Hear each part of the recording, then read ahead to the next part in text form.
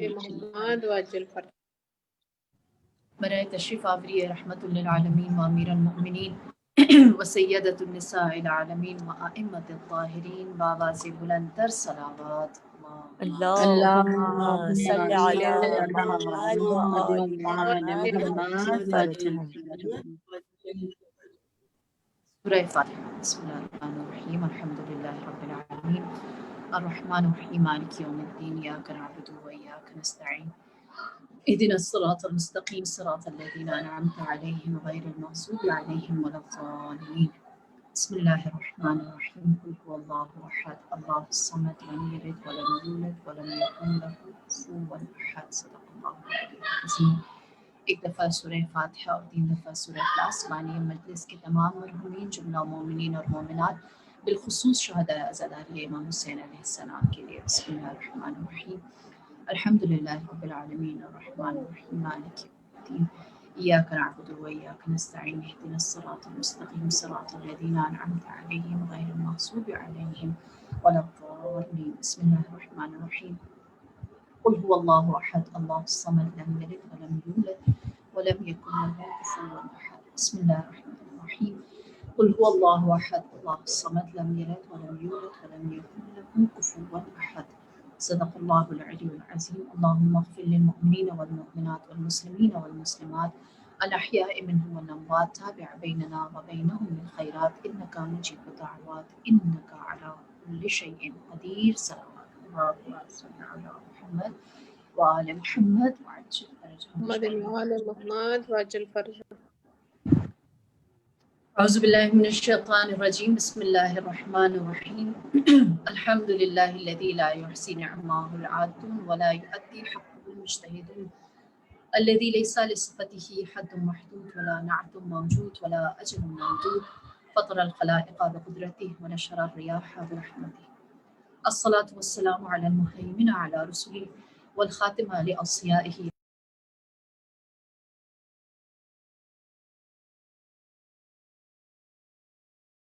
قاسم محمد صلوات اللہم صل علی محمد وآل محمد وعجل فرجهم اجمعین وعلى اہل بیتہ الطیبین الطاہرین المعصومین المظلومین سیما بقیۃ اللہ فی ارض روحی وارواحنا الفداء، اما بعد فقد قال اللہ تبارک و تعالی فی القرآن المجید والفرقان الحمید، بسم اللہ الرحمن الرحیم، جاء الحق وزهق الباطل ان الباطل كان زهوقا، صلوات اللهم صل على محمد وآل محمد وعجل فرجهم۔ اللہ کا یہ واضح سا وعدہ ہے، تاریخ عالم نے اس کو ثابت بھی کیا ہے، اور انسانی فطرت کا یہ مطالبہ بھی ہے کہ حق آ کر رہے گا اور باطل نے نیست و نابود ہونا ہے، اور اس کے بعد جو چیز پائیدار اور ہمیشہ رہنے والی ہے وہ یقیناً حق ہے۔ اور ہم نے تاریخ میں اس کو دیکھا، حضرت آدم کے سامنے شیطان آیا، اللہ نے آدم کو ابو البشر سید الانبیاء بنایا، جبکہ شیطان کو اللہ نے مردود اور رجس اور رجیم قرار دیا۔ ایک جانب نمرود آیا جس کو اللہ نے دنیا کے لیے نشانہ عبرت بنایا، اور دوسرا اسی نمرود کے مقابلے میں تنہا حضرت ابراہیم کی ذات تھی جسے اللہ نے اپنا خلیل بنایا۔ اسی طرح تاریخ عالم اس بات پر گواہ ہے کہ حضرت یوسف کے سامنے جب اس زمانے کا بادشاہ مصر آیا، یا جناب زلیخا کی تہمت آئی، یا بھائیوں کا حسد آیا، تو اللہ نے ان سب کو ان کا محتاج اور زیر نگوں ان کے سامنے جھکنے پر مجبور کیا، اور حضرت یوسف کو اپنے جمال کردار اور جمال عظمت صفات کا حامل بنایا۔ اسی طرح وہ نبی جس کے خلاف تمام قریش مکہ، تمام رؤساء، تمام یہود، تمام نصارہ، سب مجوسی ایک ہو گئے کہ آپ کو رات کی تاریکی میں اپنا وطن چھوڑنا پڑا، تاریخ عالم نے دیکھا کہ آپ ایک دن اسی شہر میں فاتح بن کر آئے، اور آپ نے اعلان کیا کہ الیوم یوم الملحمہ، آج محمد کا دن ہے، آج جب میں فاتح بن کر آ رہا ہوں تو رحمت کا دن ہے، بخشش کا دن ہے۔ تاریخ عالم نے لکھا کہ کبھی کسی فاتح نے بغیر اسلحے کے اپنے حق کو اس طرح سے پائیداری کے ساتھ ثابت نہ کیا، اور وہ فتح آج بھی ہمارے درمیان موجود ہے۔ اور پھر بغیر اسلحے کی جیتی ہوئی وہ جنگ جو انہوں نے اپنی طاقت کی بنیاد پہ، اپنی قدرت کی بنیاد پر جیتی تھی، وہ حق کا علم بردار ایسا تھا کہ اس نے صرف اپنی طاقت سے نہیں بلکہ اپنی معافی سے لوگوں کو مار دیا، اپنے احسان سے لوگوں کو مار دیا۔ آج ہم اسی چھائے ہوئے حق کے تسلسل کو سرزمین کربلا کے بعد دیکھتے ہیں۔ آپ جانتے ہیں کہ جب جناب زینب کبریٰ کربلا سے کوفہ اور کوفہ سے اپنی آخری منزل شام پہنچی ہیں، اور شام میں یزید ملعون نے آپ کو ناسزا کہا، تو آپ نے جواب میں کیا فرمایا؟ آپ نے یہی فتح مکہ کا تذکرہ کیا۔ آپ نے فرمایا، اے ہمارے آزاد کردہ کے بیٹے، تو میرے سامنے بات کرتا ہے۔ فتح مکہ میں اگر میرے جد نے تجھے آزاد نہ کیا ہوتا، اگر ہمارا احسان نہ ہوتا، اگر ہماری دی ہوئی یہ آزادی نہ ہوتی، تو کبھی بھی تو سر چڑھ کر ایسا نہ بول سکتا۔ آج تیرے پاس جو ظاہری طاقت ہے وہ بھی ہماری وجہ سے ہے۔ آپ جانتے ہیں معاویہ ابن ابی سفیان نے جناب امیر المؤمنین کو بھی اسی بات کا طعنہ دیا تھا، اور ایک خط میں لکھا، مجھے بہت پسند ہے امیر المؤمنین کی جانب لکھا ہوا معاویہ کا یہ خط۔ شر کے منہ سے کبھی کبھی کوئی کام کی بات نکلتی ہے اور وہ خود ہی موقع دیتا ہے۔ خدا قرآن میں کہتا ہے اذا مکروا مکر اللہ، جب وہ ہیلا کرتا ہے تو اللہ کہتا ہے ہم تمہارے اس ہیلے کو، تمہاری اس سازش کو تمہارے لیے کھڑا بنا دیں گے۔ اس نے امام کو خط لکھا اور کہا، علی یاد ہے آج آپ مجھ سے جنگ کر رہے ہیں، لیکن وہ بھی ایک زمانہ آپ پر گزرا ہے جب آپ کے ہاتھ بندھے ہوئے تھے اور آپ کو مسجد میں لے جا کر آپ سے زبردستی بیعت کروائی گئی تھی۔ اس بات کو تاریخ نے نقل جو کیا ہے وہ معاویہ ابن ابی سفیان کے خط کے ذریعے کیا ہے، اور اس خط میں جب وہ یہ کہتا ہے کہ آپ نے حق کے ساتھ، آپ نے جب بیعت کی تھی، آپ سب جانتے ہیں رسول اللہ کے بعد کہ کون سی بیعت تھی جو امیر المؤمنین سے اس طرح سے لی گئی تھی، تو آپ کے ہاتھ بندھے ہوئے تھے، یعنی آپ نے ایک کمزور وقت گزارا ہے۔ وہ وقت ایسا گزارا ہے کہ جب آپ کے پاس طاقت نہیں تھی، اب آپ کے پاس طاقت آ گئی۔ کہنا وہ یہ چاہتا تھا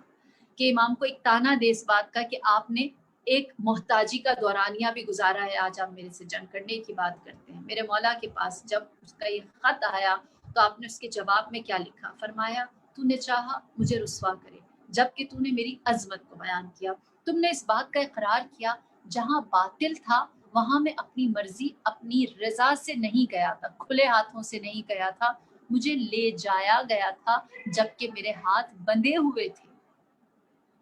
تم نے اس بات کا اقرار کیا ہے کہ میں کبھی باطل کے پاس خود نہیں جاتا، میں لے جایا جا سکتا ہوں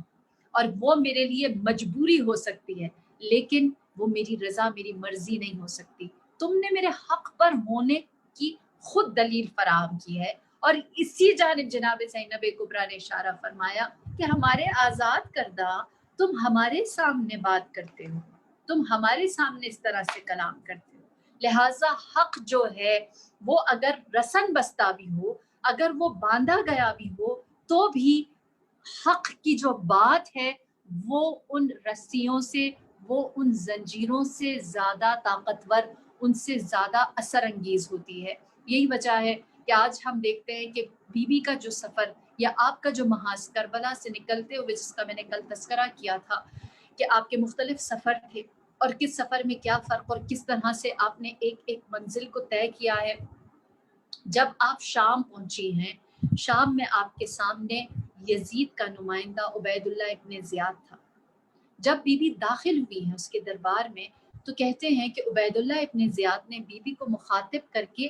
قہقہا لگایا اور اس نے کہا کہ آج میرا دل بہت خوش ہے، جو کچھ میں نے چاہا وہ میں نے کر لیا۔ جب بی بی نے یہ سنا تو بی بی نے کیا جواب دیا؟ فرمایا، انت سکران والمفرور والمفتون بدنیا ولم يستقم لك هذه السلطنہ بل تزول قریبا۔ فرمایا کہ آج اے بدبخت، آج تو اپنی مغرور دنیا پر اور اس کے دھوکے پر اور اس کے باقی رہنے پر اتنا دیوانہ ہوا چلا جا رہا ہے، تیری یہ سلطنت ہمیشہ نہیں رہے گی اور بہت جلد گر جائے گی۔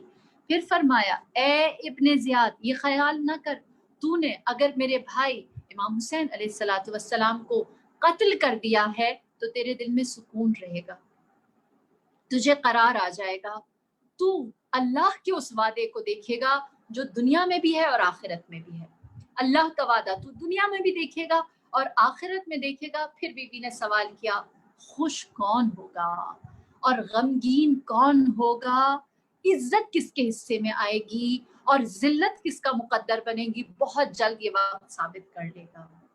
بہت جلد یہ وقت۔ آپ جانتے ہیں جناب زینب کبریٰ کی حالت جو ہے وہ ایک اسیر کی ہے، لیکن کمزور ہونے کے باوجود، ظاہری نگاہوں میں کمزور ہونے کے باوجود، یہ دندان شکن جواب آپ کا بتاتا ہے کہ بی بی صرف حال نہیں دیکھ رہی، وہ صرف ماضی کی تلخیوں اور مصیبتوں میں نہیں ہے، بی بی کی نگاہیں اس مستقبل کو، اس مقصد کو دیکھ رہی ہیں جس کے لیے آپ نے بے مخنا و چادر ہو کر ایک ایک قدم نامحرموں کے درمیان اٹھایا ہے، ایک ایک قدم نامحرموں کے درمیان اٹھایا ہے بغیر مخنا و چادر کے۔ یہ کوئی معمولی بات نہیں ہے، یہ کوئی معمولی بات نہیں ہے۔ اور پھر زیادہ عرصہ نہ گزرا، دنیا نے کیا دیکھا، چشم فلک نے کیا دیکھا کہ یہی عبید اللہ ابن زیاد اپنے لیے کوئی پناہ گاہ تلاش کرتا ہے اور اس کو کہیں کوئی پناہ گاہ نہیں ملتی، یہاں تک کہ وہ جانوروں کے درمیان چھپ کے رہنے پر مجبور ہو جاتا ہے اور بعد میں جناب مالک اشتر کے ہاتھوں وہ واصل جہنم بھی ہو جاتا ہے۔ بی بی نے فرما دیا تھا کہ کس کے لیے ذلت ہے، کس کے لیے عزت ہے، کس کو خدا سرفراز کرنے والا ہے اور کون ہے کہ جو سرنگوں ہونے والا ہے، یہ بہت جلد خدا سب کا مقدر واضح کر دے گا۔ ہم جانتے ہیں کہ یہ ایک ایک جملہ جو جناب زینب کبریٰ کا دربار کوفہ میں، دربار ابن زیاد میں ہے، یہ ہر جملہ الہامی ہے، یہ نبوت کی ترجمانی ہے،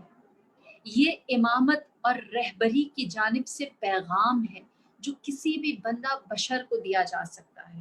اور اسی لیے ہم جناب زینب کے کلام کو نسبت دیتے ہیں اتباع معصوم کی، اور جب یہ اتباع معصوم ہے تو اس کے اندر سے ہر رجس، ہر ناپاکی، ہر نفسانی خواہش، ہر حسد، ہر حرص، ہر طمع اور سب سے بڑھ کر غصہ، جو ذات کا غصہ ہوتا ہے، وہ ختم ہو جاتا ہے۔ پھر یہ الہی پیغام، یہ سماوی پیغام بن جاتا ہے۔ یہاں لازمی ہے کہ ہم دیکھیں کہ ہمارا بی بی کے ساتھ یہ جو بی بی کا یہ جو خطاب، یہ جو آپ کا جذبہ ہے، اس کے پیچھے کون سے محرکات ہیں۔ کہتے ہیں کہ جناب حشام ابن حکم جو امام جعفر صادق علیہ السلام کے خاص اصحاب میں سے تھے، مقام مناظرہ میں آپ کو خاص مقام حاصل تھا۔ تاریخ گواہ ہے کہ بہت سارے مقامات ایسے ہیں جہاں پر امام جعفر صادق علیہ السلام کو مناظرے کی دعوت دی گئی۔ آپ نے فرمایا پہلے میرے شاگرد حشام سے مناظرہ کرو، اگر یہ کامیاب نہیں ہوتا تو میں تمہارے درمیان آؤں گا۔ کئی مقامات پر ایسا بھی ہوا، بالخصوص ایک مقام پر جہاں تاریخ نے اس کا مقرر تذکرہ کیا ہے کہ حشام ابن حکم کچھ مناظرے جیت کر آئے، اور جب جیت کر آئے تو آپ نے امام جعفر صادق علیہ السلام نے ان سے پوچھا تمہارا مباحثہ کس طرح ہوا، کیا ڈیبیٹ تھی؟ جب جناب حشام نے اپنے دلائل امام کو سنائے تو امام نے فرمایا کہ اے حشام، تم نے یہ جو دلائل دیے ہیں یہ تمہارے ذہن میں کہاں سے آئے؟ تو انہوں نے جواب دیا، فرمایا کہ یہ عقل اور منطق کے عین مطابق ہے، عقل کے حساب سے ہیں، یہ حکمت کے مطابق ہیں، اور جو تعلیمات آپ نے مجھے دی ہیں اس کے مطابق ہیں۔ تو امام نے فرمایا کہ یہ دلائل یہ اللہ نے تمہارے سینے میں منتقل کی، کیونکہ یہ مصحف حضرت موسیٰ اور مصحف حضرت ابراہیم میں موجود ہے۔ تو اگر حشام ابن حکم جو صحابی امام جعفر صادق علیہ السلام ہیں، ان کے دل میں خدا مصحف فاطمیہ کا سر، اس کا راز یا اس کے اشارے ڈال سکتا ہے، تو یہ زینب کبریٰ ہے، یہ وہ ہستی ہے کہ جس کی اسم گزاری خود رسول اللہ نے کی ہے، اور رسول اللہ نے فرمایا یہ اپنے باپ کی زینت ہے۔ تو بی بی کا بھی جو کلام ہے وہ کلام اتباع عصمت میں ہمارے لیے کلام عصمت شمار ہوگا، اور اسی لیے ہم دیکھتے ہیں کہ جناب حشام ابن حکم سے جب سوال ایک مناظرہ جو حشام ابن حکم کا ہے کہ جب ان سے کہا جاتا ہے کہ جتنے بھی ائمہ معصومین نے اور برگزیدگان خدا نے جو کلام کیے ہیں وہ ان کی اپنی بات ہے، یا جس طرح جناب زینب کبریٰ کا جو کوفے کا خطبہ ہے جو انشاءاللہ میں اگلی چند مجلسوں میں ضرور اس کے ریفرنسز دوں گی، جو کوفے کا خطبہ ہے وہ جلالی خطبہ ہے جس میں آپ نے کوفے والوں کی سرزنش بھی کی ہے اور ان لوگوں کو ہوشیار بھی دیا ہے، ہوشیار بھی کیا ہے، انہیں خبردار کیا ہے، ان کو آنے والی مصیبت اور ان کے کیے ہوئے گناہوں کی جانب اشارہ بھی کیا ہے۔ جلالی خطبہ ہے اور وہی خطبہ ہے جس کے بارے میں اکثر آپ نے سنا ہوگا کہ تاریخ دان یہ کہتے ہیں کہ جناب زینب کبریٰ نے جب کلام کیا تو لگا کہ علی بول رہے ہیں، یہ آپ کا کوفے کا خطبہ ہے جو آپ نے دیا۔ تو حشام ابن حکم سے کسی نے سوال کیا اور کہا کہ یہ جو ائمہ کا کلام ہے یہ ان کی اپنی بات ہے، یہ خود کہتے ہیں۔ تو حشام ابن حکم نے بڑی خوبصورت ایک دلیل تھی، بہت خوبصورت بات کی، کہنے لگا کہ کوئی بھی انسان اگر اپنی بہترین اقدار سے نیچے آتا ہے یا ہم اپنی زبان میں کہیں کوئی خطا یا کوئی گناہ یا کوئی کمی یا اپنی ہوس کا شکار ہوتا ہے تو اس کی 4 وجوہات ہو سکتی ہیں۔ پہلی وجہ یہ کہ اس کی اپنی کوئی ذاتی خواہش، اپنا مطلب، دوسرا یہ کہ وہ کسی سے حسد میں کہہ رہا ہو، تیسرا یہ کہ اس کے اندر دنیا کا لالچ ہو، حرص ہو، طمع ہو، چوتھا یہ کہ وہ اپنی ذات کے غصے میں موجود ہو۔ حشام ابن حکم کہتے ہیں کہ کوئی فرد جو معصوم ہے، جو صاحب عصمت ہے، جو مقصد خدا میں ہے، وہ کبھی بھی ہوائے نفسانی کا تابع ہو ہی نہیں سکتا۔ کیوں؟ کیونکہ وہ دنیا کی بے ثباتی پر، دنیا کے نہ ہونے پر تو یقین رکھتے ہیں لیکن وہ آخرت کے اوپر زیادہ یقین رکھتے ہیں، وہ آخرت کے زیادہ منتظر ہوتے ہیں۔ جس طرح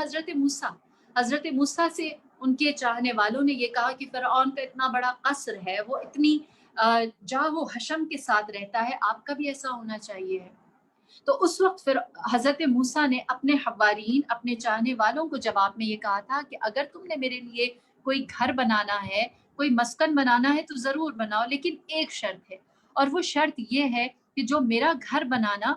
وہ تم لوگ پانی کے اوپر بنانا۔ وہ لوگ حیران ہوئے، کہنے لگے کہ پانی کے اوپر گھر بنانے کا کیا فائدہ ہوگا؟ تو حضرت موسیٰ نے کہا کہ مجھے بتاؤ اس گھر کا، اس محل کا کیا فائدہ ہے جس نے غرق ہو جانا ہے، اس دنیا کی بے ثباتی کے ساتھ چلے جانا ہے۔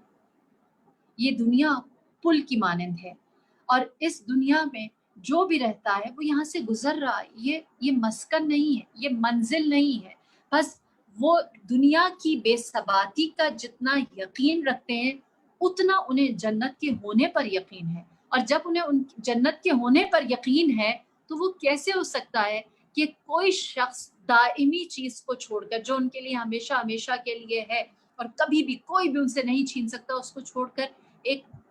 پستی کی جانب، ایک رجس کی جانب، ایک کمی کی جانب جائیں۔ لہٰذا ان کی ہوائے نفسانی، ان کی خواہش جو ہے وہ اس دنیا کی مختصر سی چیزیں تو ہو ہی نہیں سکتی۔ پھر اس کے بعد فرمایا کہ دوسری چیز جو کسی بھی شخص کے لیے گناہ یا معصیت یا خطا کا باعث بن سکتی ہے وہ حرص اور طمع ہے، وہ لالچ ہے۔ فرمایا کہ وہ امام معصوم جس کے پاس معجزہ یا کرامت موجود ہو وہ کیوں کسی سے لالچ کرے گا؟ وہ ہستی جو اپنے ہاتھ میں اگر سنگریزے کو لے اور وہ سنگریزے تسبیح کرنے لگ جائیں، جن کے لیے درخت اور پتھر اور پودے حتیٰ وحشی جانور ٹھہر کر ان کی تعظیم میں رک جائیں، ان کو کس چیز کی حرص یا طمع ہوگی؟ وہ کس چیز کے لالچ میں مبتلا ہوں گے؟ جبکہ ان کے پاس اگر تو وہ نبی ہیں، اگر تو وہ امام ہیں تو ان کے پاس معجزہ ہے، اگر وہ نبی اور امام نہیں ہیں، ولی ہیں یا اللہ کے برگزیدہ ہیں جیسے جناب زینب اور ابو الفضل عباس یا باقی جتنی بھی ہستیاں ہیں، تو ان کے پاس کرامت ہے۔ جب وہ صاحب کرامت یا صاحب معجزہ ہیں تو انہیں لالچ کس بات کا ہے؟ آپ سب جانتے ہیں جناب فضا جب خانوادہ جناب امیر المؤمنین میں بطور کنیز تشریف لائی ہیں تو اس وقت آپ نے دیکھا کہ غربت کا عالم شدید تھا۔ آپ نے فرمایا کہ اگر آپ کی اجازت ہو تو میرے پاس علم کیمیا موجود ہے جس سے میں تانبے کو سونا یا چاندی بنا سکتی ہوں، ہم اس کو بیچ کر اپنی زندگی کو بہتر کر سکتے ہیں۔ امیر المؤمنین نے فرمایا کہ یہ فقر ہمارے اوپر مسلط نہیں کیا گیا، ہم نے اس کو اختیار کیا ہے۔ پھر امیر المؤمنین نے اپنی انگشت مبارک سے ایک انگلی سے دیوار کی جانب رخ کیا تو وہ پوری دیوار سونے میں بدل گئی۔ جناب فضہ جان گئی کہ ان کے اندر کوئی لالچ نہیں ہے کہ یہ دنیا کو رکھیں، ہاں ان کے اندر یہ ضرور ہے کہ یہ مال دنیا کبھی فقیر، کبھی غریب، کبھی مسکین، کبھی یتیم کو دے کر اپنے لیے جنت خرید لیتے ہیں۔ لہٰذا اگر یہ کہا جائے کہ وہ لالچ میں کچھ کرتے ہیں تو یہ نادرست ہوگا۔ پھر فرمایا کہ حسد ایک وجہ بن سکتی ہے کہ کوئی اپنے سے کسی کو برتر سمجھے تو اس کے خلاف کوئی بات کہے۔ خاندان عصمت کسی سے کیا حسد کرے گا جن کے لیے اللہ نے زمین اور آسمان کو بنایا ہے،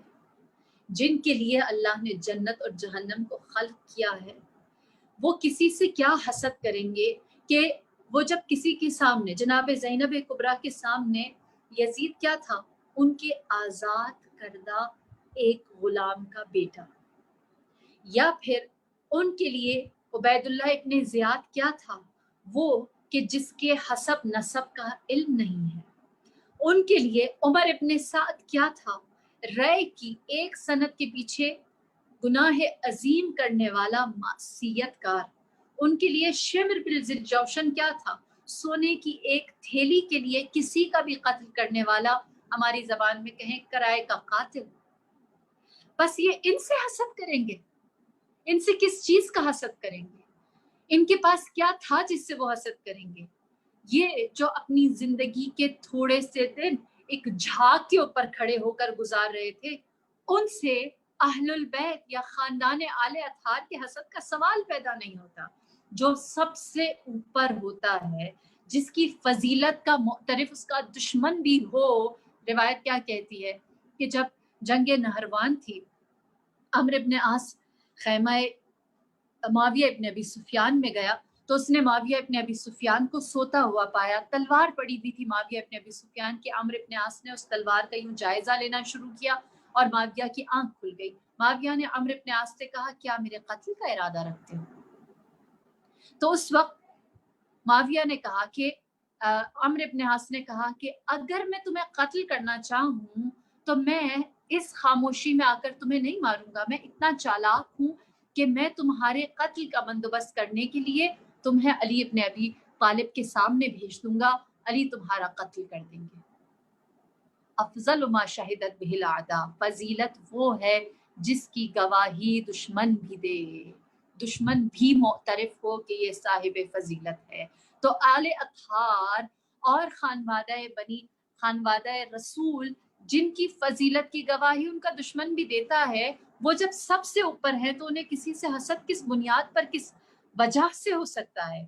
حسد تو اس سے ہوتا ہے کہ جو کسی کو اپنے سے برتر دیکھے، جب کوئی ان سے برتر نہیں ہے کسی بھی حوالے سے تو کیسے وہ ان سے حسد کر سکتا ہے؟ اور آخری وجہ جو کسی کی بھی جذبات میں آنے کی یا خطا میں آنے کی یا ہوس میں آنے کی ہو سکتا ہے کہ انسان غصے میں آ جائے۔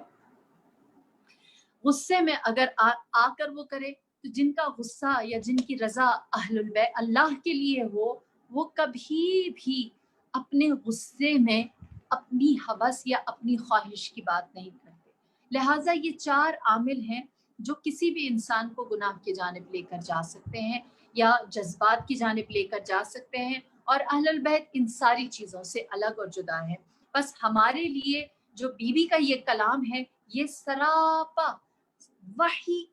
کے تسلسل میں چلنے والی تعلیمات اور اتباع معصوم میں کہے ہوئے وہ الہامی جملے ہیں کہ جو جناب زینب کبریٰ نے ادا کیے ہیں۔ اور اس کا نتیجہ کیا ہے؟ دیکھیے آج ہم اگر اپنے آپ کو کبھی بھی باطل کے سامنے پاتے ہیں تو ہمارے لیے لازمی ہے کہ ہم بھی اپنے ویژن کو ویسا دور اندیش رکھیں جیسا جناب زینب کبریٰ کا ہے۔ آپ حال میں نہیں جی رہی تھی، آپ نے اس وقت کو نہیں دیکھا کہ اس وقت میں کمزور ہوں، آپ جانتی تھی کہ میرا یہ سفر جتنا طولانی ہو جائے گا اتنا زیادہ ہم اپنے پیغام کو پھیلاتے چلے جائیں گے. اور اسی لیے آپ نے استقامت کے ساتھ وہ سفر طے کیا. ہم آج اگر اپنے انجام پر نظر کریں، اپنے اختتام پر، خاتمے پر نظر کریں، تو ہمارے لیے واضح ہوگا کہ یہ انجام، یہ دنیا کی چھوٹی بڑی حق اور باطل کی جنگ اور یہ سلسلہ ہمیں کہاں تک لے کر جاتا ہے. کہتے ہیں کہ جب سورہ زلزال کی آیت یومئذ تحدث الارض اخبارہا، کہ جس دن زمین اپنی تمام خبروں کو اگلنے لگے گی، یہ والی آیت جب رسول اللہ پر نازل ہوئی تو آپ نے شدید گریہ کیا. جناب فاطمہ الزہرا نے پوچھا، کہا کہ اے بابا آپ کیوں گریہ کر رہے ہیں؟ تو آپ نے فرمایا اللہ نے قیامت کے احوال بیان کیے ہیں، اور قیامت کے ان احوال میں خداوند کریم فرماتا ہے کہ کوئی بھی چیز پردے میں نہ ہوگی، زمین اپنی حقیقت اور اپنی خبروں کو بغیر کسی حجاب کے اگلنے لگے گی. جب رسول اللہ نے یہ بیان کیا تو جناب فاطمہ الزہرا نے گریہ کیا. فرمایا اے بابا جان، اگر ایسا ہے تو میں خوف کھاتی ہوں کہ ہماری قیامت کا عالم کیا ہوگا، ہم کس طرح سے محشر میں حاضر ہوں. رسول اللہ نے فرمایا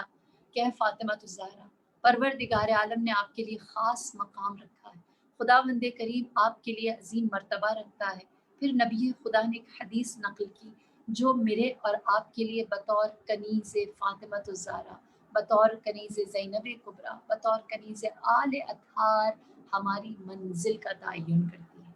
ہم نے آج نہیں، ہم نے کل تک پہنچنا ہے. ہم نے آج جہاں ہم ہیں باقی نہیں رہنا. بہت سارے چیلنجز ہمارے راستے میں آ سکتے ہیں. جب ہم جاء الحق وزہق الباطل کہتے ہیں، جب ہم کردار زینبی کی بات کرتے ہیں، تو ہم یہ تصور ہی نہیں کر سکتے کہ ہم ایک اسموتھ ڈرائیو پر جائیں گے جس میں ہمارے لیے آسانیاں ہی آسانیاں ہوں گی. یہ مشکلات ہمیں الٹیمیٹلی کہاں پہنچاتی ہیں؟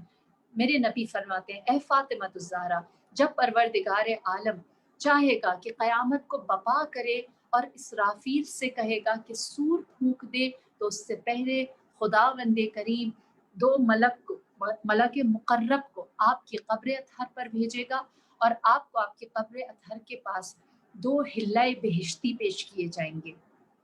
بہشتی لباس پیش کیے جائیں گے، اور ان میں سے جو آپ کو پسند ہوگا آپ اسے زیب تن فرمائیں گی. اور اس وقت خدا آپ کے دائیں جانب 70,000 ملائکہ مقرب، بائیں جانب 70,000 ملائکہ مقرب، آپ کے پیچھے 70,000 ملائکہ مقرب کا ایک لشکر بھیجے گا، اور آپ پوری تعظیم کے ساتھ اپنی قبر سے اٹھیں گی. اور آپ کے اٹھنے کے بعد اسرافیل سور پھونکے گا، اور اس وقت محشر کا عالم ہوگا. ہر کوئی اپنی اپنی قبر سے اٹھے گا، اور اس وقت اے میری بیٹی، آپ اپنی قبر سے قبر مطہر جناب خدیجۃ الکبریٰ پر تشریف لے جائیں گی. وہاں سے آپ اپنی والدہ جناب خدیجۃ الکبریٰ کو ان کی قبر سے نکالیں گی. جناب خدیجۃ الکبریٰ کے دائیں جانب 70,000 ملائکہ، آپ کے بائیں جانب 70,000 ملائکہ، آپ کے پیچھے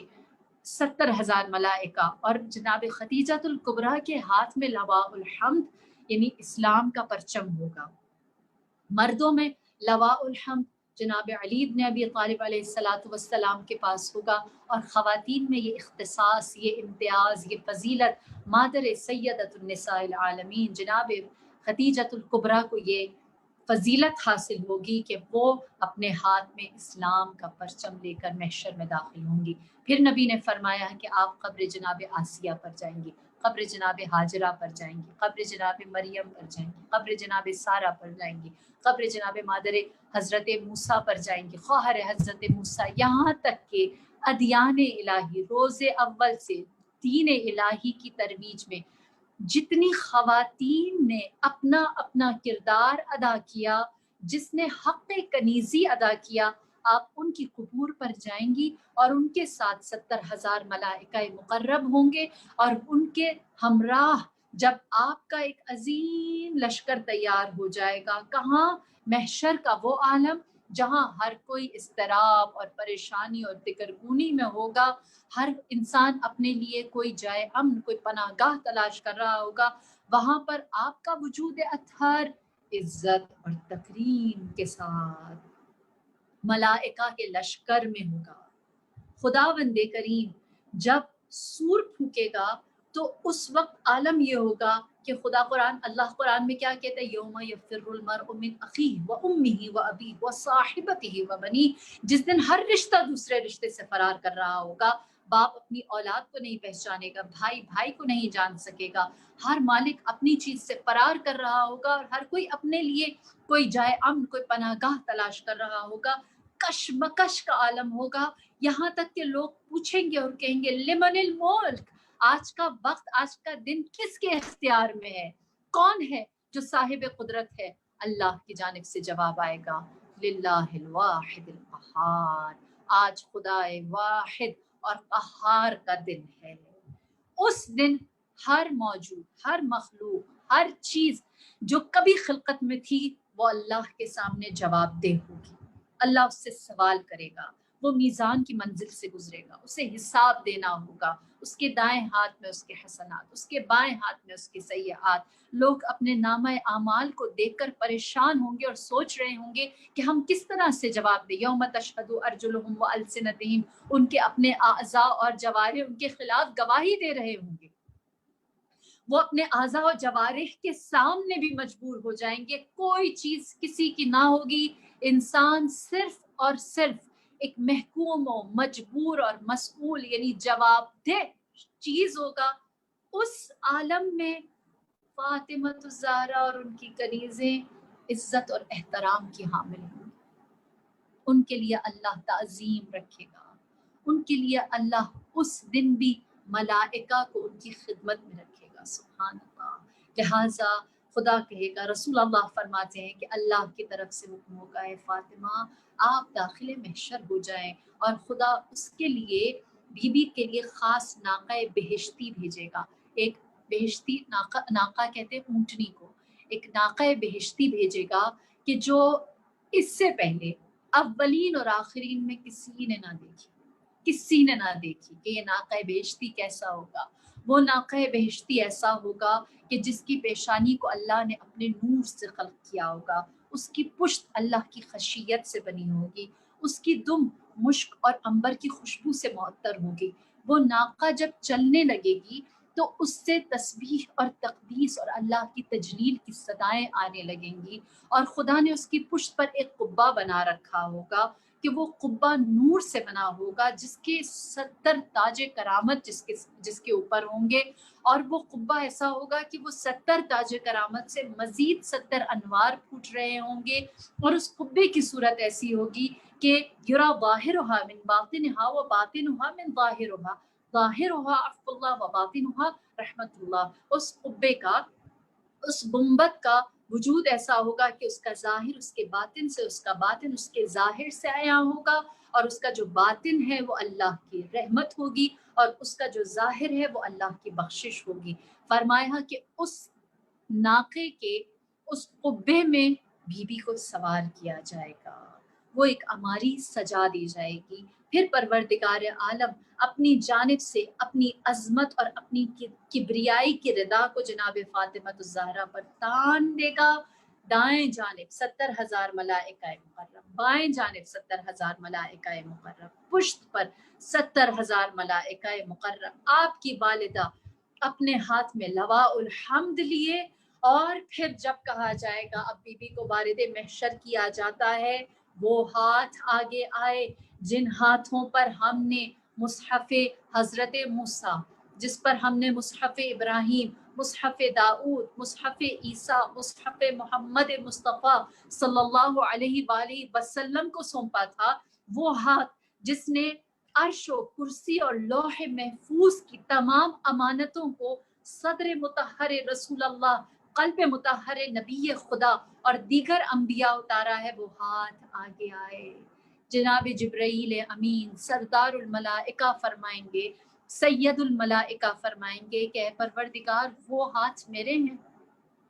جنہوں نے عرش و کرسی کی، جنہوں نے لوح محفوظ کی، جس نے اسرار الہیہ کی امانتوں کو تیرے نبیوں کے قلوب میں اتارا ہے۔ لہٰذا خدا کہے گا اے جبرائیل تجھے میں حکم دیتا ہوں کہ جناب فاطمہ کی سواری کی مہار کو تھام لے اور اس کو وارد محشر کر۔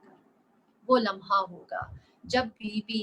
وارد محشر جب ہونا چاہیں گی تو جبرائیل ندا لگائیں گے، آواز لگائیں گے، فرمائیں گے غضوا ابصارکم حتی تجوز فاطمہ بنت محمد، اپنی نگاہوں کو جھکا لو تاکہ جناب فاطمہ بنت محمد داخل ہو سکیں، یہاں سے گزر سکیں۔ اہل دل یہ کہتے ہیں کہ یہ جو اعلان جناب جبرائیل یا ہاتف کرے گا روز جزا، یہ ایک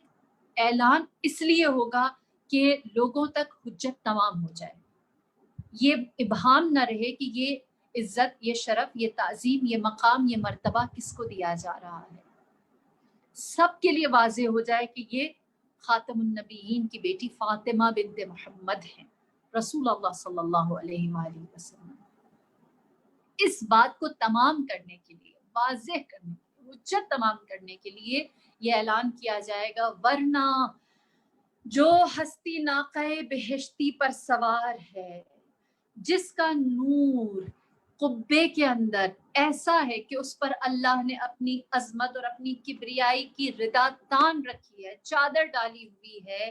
اس کو چشم بشر کیسے دیکھ سکتی ہے؟ ہماری آنکھیں تو دنیا کے اس سورج کو نہیں دیکھ سکتی جس کے بارے میں خداوند کریم قرآن میں کہتا ہے قیامت والے دن سورج ٹکیا کی مانند ہوگا، چھوٹا سا ہو جائے گا۔ ہماری آنکھیں سورج کو جب اس پر نظر کرنا چاہتی ہیں تو چنیا جاتی ہیں، ہم نہیں دیکھ سکتے۔ تو وہ عظمت عظیمہ ہے جناب فاطمۃ الزہرا، جس کو خدا نے اپنی عظمت سے نواز رکھا ہوگا، اس کا تو ہم مشاہدہ کرنا چاہیں بھی تو نہیں کر سکتے، اس کو اگر ہم دیکھنا چاہیں بھی، اس کا تماشا کرنا چاہیں بھی تو آنکھوں میں اتنی تاب نہیں ہے کہ ہم بی بی کو اس وقت دیکھ سکیں۔ بس یہ جب اعلان کیا جائے گا تو جناب فاطمۃ الزہرا کی سواری بما اپنی خاص کنیزان کے وارد محشر ہوگی، اور اس وقت رسول اللہ آگے بڑھیں گے اور فرمائیں گے کہ اے میری بیٹی فاطمہ، اے خاتون محشر، اس عالم میں جو محشر کا عالم ہے، یہاں پر میرے پاس جو سب سے زیادہ خوبصورت اور اچھی نعمت موجود ہے وہ شفاعت کی ہے، وہ شفاعت کی ہے، لہٰذا میں اپنا حق شفاعت آپ کو ودیعت کرتا ہوں، یہ میں آپ کو دیتا ہوں، آپ جس کی چاہے شفاعت کریں۔ جب رسول اللہ اپنا حق شفاعت دست فاطمۃ الزہرا پر رکھیں گے تو امیر المؤمنین فرمائیں گے کہ اگر سردار الانبیاء امام الانبیاء نے اپنا حق شفاعت آپ کو ودیعت کر دیا ہے، آپ کو دے دیا ہے، تو میں امام الائمہ کس طرح اپنا حق شفاعت اپنے پاس رکھ سکتا ہوں؟ لہٰذا میں علی ابن ابی طالب قسیم الجنت والنار اپنا حق شفاعت آپ کو دیتا ہوں۔ پھر اس کے بعد امام حسن اور امام حسین آگے بڑھیں گے اور فرمائیں گے کہ اگر سید الانبیاء اور سید الائمہ نے اپنا حق شفاعت آپ کو دیا ہے تو ہم سیدہ شباب اہل الجنہ کیسے اپنا حق شفاعت اپنے پاس رکھ سکتے ہیں؟ اے والدہ، ہم بھی اپنا حق شفاعت آپ کو ودیعت، آپ کے سپرد کرتے ہیں۔ جب پنجتن میں سے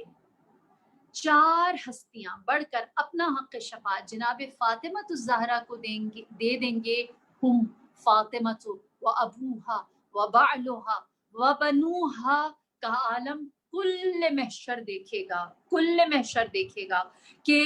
ذات فاطمۃ الزہرا شافع اعظم محشر ہیں، لہٰذا ان سرداران، ایک ہے انبیاء کا سردار، ایک ہے ائمہ کا سردار، 2 ہیں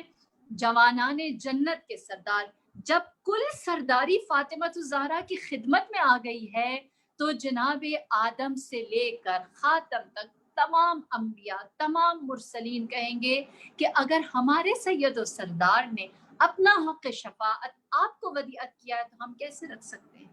لہٰذا تمام انبیاء اپنا حق شفاعت دست فاطمۃ الزہرا پر دیں گے۔ اس دن مجھے اور آپ کو یہ کنیزی سمجھ میں آئے گی،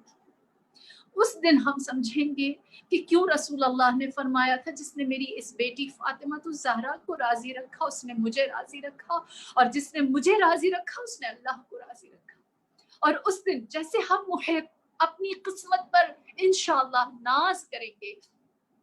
اس کنیزی پر ناز کریں گے، اس دن دشمنوں کے چہرے بھی سیاہ ہو جائیں گے اور وہ جان جائیں گے کہ اس فاطمہ کی رضایت کتنی زیادہ اہم تھی۔ ہم نے اگر ان کو راضی کر دیا، ان کو ناراض کر دیا، تو ہم نے اپنے نفس پر، اپنے آپ پر ظلم عظیم کیا ہے، ہم نے اپنے ساتھ خطا کی ہے۔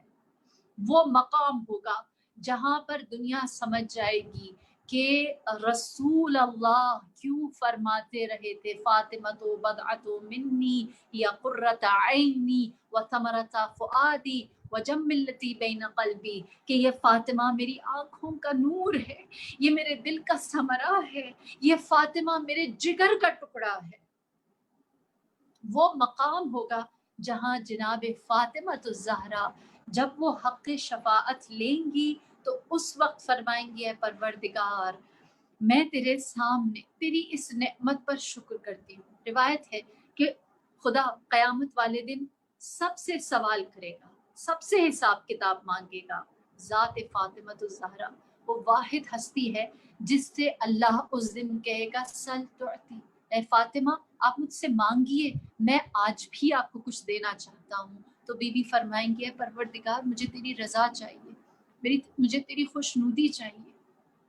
جب آپ یہ فرمائیں گی تو خدا کی جانب سے جواب آئے گا وہ تو آپ کو حاصل ہے۔ اس محشر میں کون ہے جس کو میں نے سب سے زیادہ اپنی رضایت دی ہے؟ آپ کی ذات ہے جو میری رضایت کا محور و مرکز ہے۔ میں نے آپ کو اپنی رضایت دے دی، مجھ سے کچھ مانگیے ایسا جو میں نے آپ کو نہ دیا ہو۔ تب بھی فرمائیں گی، دیکھیے یہ وہ نقطہ ہے جو میں آپ سے کہہ رہی تھی کہ اگر ہمیں زینبی بننا ہے تو ہمیں مشکلات کے سامنے ویسے ہی کھڑا ہونا ہے جیسے بی بی نے عبید اللہ ابن زیاد کے سامنے شجاعانہ کلام کیا ہے۔ وہ جانتی تھی کہ میری منزل کیا ہے، میں کس کو راضی کر رہی ہوں اور میں نے کدھر جا کر کس کے سامنے جواب دہ ہونا ہے، اور میرا یہ صبر کس نتیجے پر آ کر تمام ہونا ہے۔ جب بی بی سے جناب فاطمہ الزہرا سے اللہ نے کہا کچھ مانگیے میں آپ کو دینا چاہتا ہوں، تو بی بی نے اس وقت مجھے اور آپ کو یاد کیا، فرمایا اے میرے مالک، میرے شیعہ، میرے شیعوں کے شیعہ، میرے محب اور میرے محبوں کے محب، ان سب کو وارد بہشت کر دی۔ روایت ہے کہ اس دن آپ محشر کے عالم میں جہاں پر لوگ اضطراب میں ہوں گے وہاں اپنے شیعوں کو اس طرح سے پہچانیں گی، اس طرح سے چن چن کر اٹھائیں گی جیسے مرغی دانہ اٹھاتی ہے۔ کچھ ملک کہیں گے پروردگار بی بی نے کچھ گناہ گاروں کو بھی منتخب کیا ہے، کچھ ایسے لوگوں کو جن کے اعمال میں کچھ بھی نہیں ہے۔ تو اس وقت بی بی اپنا رومال کھولیں گی اور فرمائیں گی میرے پاس ان کے آنسو موجود ہیں، میرے پاس ان کے آنسو موجود ہیں، یہ میرے فرزند پر گریا کرتے تھے، یہ میرے فرزند کا ماتم کرتے تھے، یہ نام حسین کو زندہ رکھنے والے تھے، لہٰذا خدا کہے گا حجت تمام ہوئی، ہماری جانیں قربان، میرے اور آپ کے یہ آنسو، ہمارا باطل کے سامنے کھڑا ہو جانا، ہمارا نفس اگر ہمارے سامنے، ہماری اپنی وجود، ہماری خواہشات اگر ہمارے سامنے فرعون اور نمرود اور شمر اور عمر ابن سعد یا عبید اللہ ابن زیاد بن کر آ جاتی ہیں اور ہم اس کے سامنے ڈٹ کر کھڑے ہو جاتے ہیں، تو اس کا نتیجہ یہ ہے کہ جب جناب فاطمہ الزہرا جنت میں داخل ہونا چاہیں تو محشر کے اس عالم میں اولین اور آخرین میں میرے اور آپ کے چہرے کو پہچانیں گی اور فرمائیں گی کہ اس نے میری کنیزی کا حق ادا کیا تھا، اس کو میرے ساتھ وارد محشر کیا جائے، اس کو میرے ہمراہ وارد محشر کیا جائے۔ ہمارے پاس اس کنیزی کے سوا اور کوئی رشتہ اور کوئی دعویٰ نہیں ہے جو ہم بی بی کے ساتھ جوڑ کر رکھیں۔ آج کا دن منسوب ہے جناب حبیب ابن مظاہر سے۔ حبیب ابن مظاہر نے بھی حق ولایت، حق محبت جناب سید الشہداء کو ادا کیا۔ تاریخ گواہ ہے کہ جناب حبیب ابن مظاہر وہ واحد ہستی ہیں سرزمین کربلا کی کہ جن کو امام نے خود خط لکھ کر اپنے پاس بلایا ہے۔ پروردگار عالم ہمیں بھی ان لوگوں میں محشور کرے کہ جب ہمارے امام زمانہ انشاءاللہ ظہور فرمائے تو اگر ہم کسی دنیا کے گوشے میں ہوں ہمیں امام اپنی نصرت کے لیے بلائیں۔ خط لکھا، فرمایا اے حبیب تمہارا دوست نرغائے آدم میں تنہا ہے، اگر عصر عاشور سے پہلے آ جاؤ تو ہمارے لیے اور تمہارے لیے ملاقات ممکن ہے، لیکن اگر تم نے دیر کر دی تو ہو سکتا ہے کہ اس کے بعد ہم محشر میں ملاقات کریں۔ تاریخ گواہ جناب حبیب ابن مظاہر نے جب یہ سنا تو آپ نے اپنے غلام سے کہا کہ میرے گھوڑے کو شہر سے باہر، شہر کوفہ سے باہر فلاں مقام پر رکھو، میں عصر کی نماز میں جب لوگ مصروف ہو جائیں گے اس وقت اپنے مولا کی جانب جاؤں گا۔ شہر کوفہ چھوڑنا ان ایام میں آسان نہ تھا۔ عبید اللہ ابن زیاد کے پہرہ دار سختی سے پہرہ دے رہے تھے کہ کوئی بھی امام حسین سے ملحق نہ ہو سکے، لہٰذا امام جناب حبیب ابن مظاہر کا غلام آپ کی سواری کو لے کر اس مقام پر پہنچ گیا۔ پہنچنے میں کچھ دیر ہوئی، جب دیر ہوئی تو دیکھا کہ آپ کا غلام کہہ رہا ہے اے گھوڑے، اے سوار، اے سواری، تو پریشان نہ ہو، اگر تیرا مالک نہ آیا تو میں تجھ پر سوار ہو کر جاؤں گا۔ جناب حبیب نے جب یہ سنا کہ غلاموں کے غلام امام کی نصرت کے لیے جا رہے ہیں تو سوچا اسلام پر کیا وقت آ گیا۔ آپ آئے، اپنے گھوڑے پر سوار ہوئے اور آپ نے اپنے غلام سے کہا جا، میں نے تجھے راہ خدا میں آزاد کیا، آج کے بعد سے میں اپنی زندگی کی کوئی امید نہیں رکھتا، میں نے تجھے آزاد کیا، تو اپنی زندگی جی لے۔ غلام جناب حبیب کے قدموں پر آ کر گر گئے اور کہنے لگا میں نے ساری زندگی آپ سے وفا کی ہے، میری وفا کا یہ جواب مجھے مل رہا ہے کہ جب آپ بہترین خدمت کے لیے جا رہے ہیں، اپنی سب سے زندگی کی بہترین امر کے لیے جا رہے ہیں، مجھے چھوڑ کر جائیں گے۔ میں چاہتا ہوں کہ آپ کے ہمراہ اپنے امام کی نصرت کے لیے جاؤں۔ امام نے فرمایا، جناب حبیب ابن مظاہر نے فرمایا میرا مولا کتنا مظلوم و تنہا ہو گیا کہ مجھ جیسے غلام کو بلاتا ہے، اور وہ کتنا تنہا ہے کہ غلاموں کے غلام ان کی نصرت کے لیے جاتے ہیں۔ الغرض جناب حبیب ابن مظاہر اور آپ کا غلام سوئے کربلا چلے۔ دوسری جانب میرے آقا نے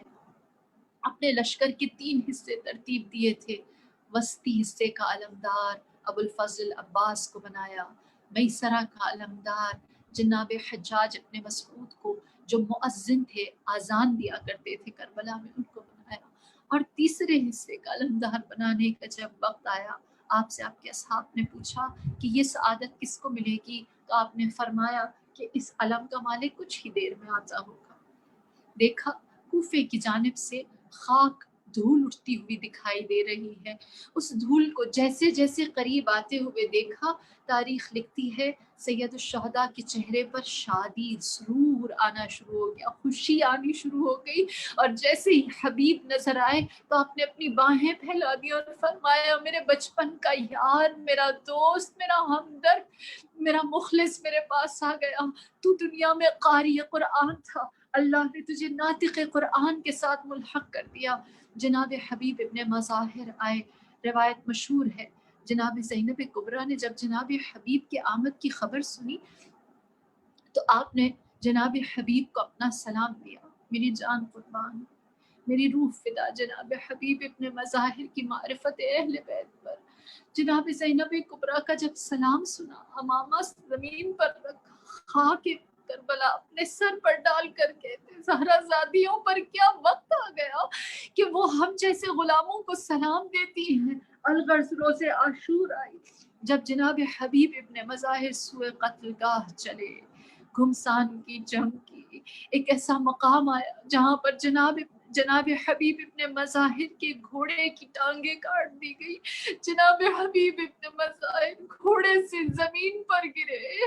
سلام آخر مولا کو دیا، فرمایا علیک منی سلام یا سیدی یا مولا یا عبداللہ، اے میرے آقا سلام آخر قبول کرنا۔ مولا نے جب جناب حبیب ابن مظاہر کا سلام آخر سنا،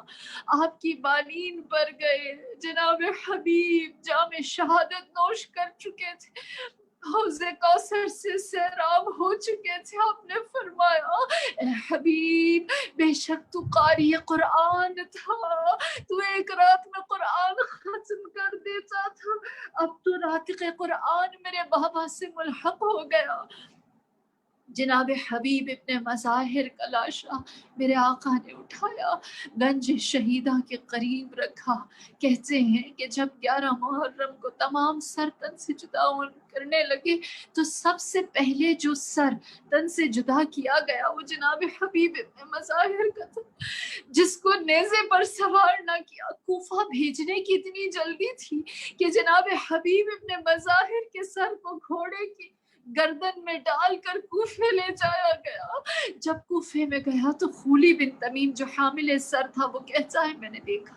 ایک نوجوان ہے جو مسلسل میرے ساتھ ساتھ رہتا ہے، جہاں میں جناب حبیب کا سر لے جاتا ہوں یہ نوجوان میرے ساتھ آتا ہے۔ یہاں تک کہ اس نے پوچھا کہا ہے نوجوان تو کون ہے؟ اس نے بتایا میں قاسم ابن حبیب ہوں،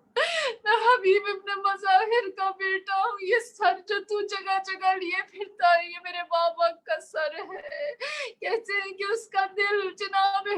قاسم کے لیے ذرا نرم ہوا، اس نے جناب قاسم کو حبیب ابن مظاہر کا سر کچھ دیر کے لیے دیا، اور پھر حبیب جناب قاسم نے ذرا شفقت ذرا محبت کی، ماتھا چوما، بوسے لیے، جنت کی بشارت سنی، اور اس کے بعد وہ سر واپس کر دیا۔ اور جب یہ قافلہ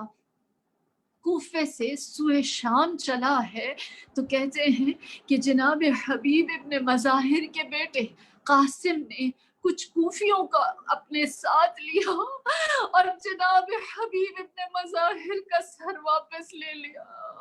اور یہ کہتے ہوئے چلے جس باپ کا بیٹا جوان ہو اس کی غیرت کو یہ گوارا نہیں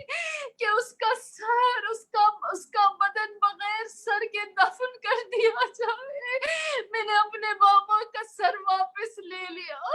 یہ کہہ کر جناب قاسم کوفیوں کے ساتھ اسدی قبیلے کے لوگوں کے ساتھ چل دیے۔ میری جان قربان امام حسین کے اس جوان سال فرزند امام زین العابدین پر